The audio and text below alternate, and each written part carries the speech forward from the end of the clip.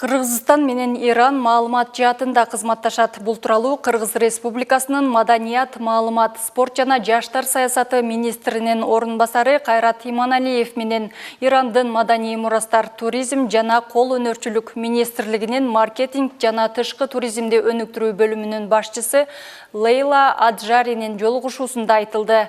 Тараптардын жолугушуусу Тегеран шаарында өтүп, эки тараптуу кызматташтыкты өнүктүрүү маселесине өзгөчө көңүл бурулган.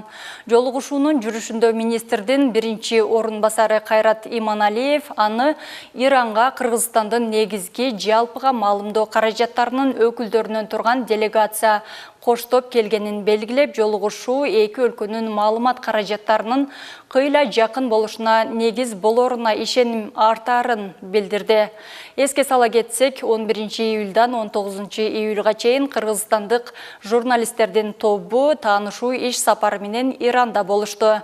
Сапардын негизги максаты Кыргызстан менен Ирандын ортосундагы достук жана маданий байланыштарды чыңдоо, таанышуу, өз ара маалымат жана тажрыйба алмашуу болуп саналат. Таанышуу турун Фарс Ньюс агенттигинин Бишкектеги өкүлчүлүгү уюштурган.